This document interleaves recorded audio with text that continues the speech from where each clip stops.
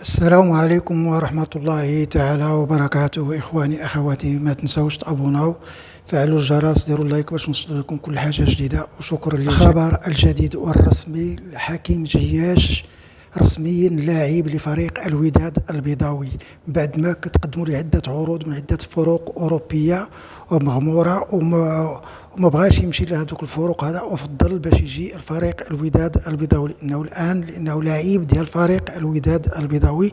وغادي يقدموا رئيس فريق الوداد البيضاوي يتمنى في المقابلة ديال الديربي بين فريق الرجاء البيضاوي والوداد البيضاوي. كانت عدة اتصالات بين الوكيل ديالو وبين عدة فروق أوروبية، ومنهم فروق إسبانية وهولندية وكذلك أوروبية، ولكن في الأخير العروض المالية كذلك ما كانتش في المستوى اللائق ديال اللاعب كحكيم جياش. والآن لأنه يكون لاعب لفريق مغربي معروف، فريق الوداد البيضاوي، فريق الأمة، كنتمنوا ليه التوفيق في هذه المسيرة ديالو داخل فريق الوداد البيضاوي، مع العلم أن من اللاعبين المغاربة اللي لعبوا في المنتخب الوطني أغلبية دابا ولات عندهم الوجهة الأخيرة بالنسبة لهم في الأخير المشوار ديالهم الرياضي، كيجيو يلعبوا في الفروق الوطنية. وهذه بادرة حسنة بالنسبة لجميع الفروق وجميع اللاعبين، لأنهم باش يشجعوا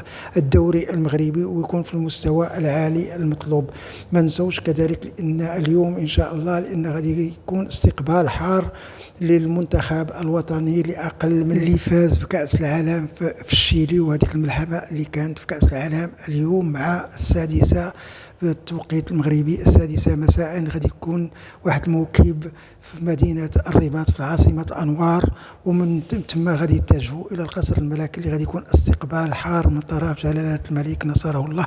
غادي يستقبل الأشبال وكراعي أول لكرة القدم وللرياضة المغربية. ما نساوش كذلك لأن نهاية هذا الأسبوع غادي تنطلق الدورة الرابعة من البطولة الاحترافية إنوي برو، وغادي تكون فيها عدة مقابلات مهمة، وكذلك الفروق المشاركة في عصبة الأبطال إفريقيا، وكذلك كأس الكونفدرالية الإفريقية. كنتمنوا التوفيق لجميع الفروق المغربية إن شاء الله. وكذلك فريق الرجاء البيضاوي غادي يلعب في الدورة الرابعة مع فريق التشيرة. ما تنسوش تابوناو وفعلوا الجرس، ديروا اللايك باش نوصلكم كل حاجة جديدة. وشكر للجميع، والسلام عليكم ورحمة الله تعالى وبركاته.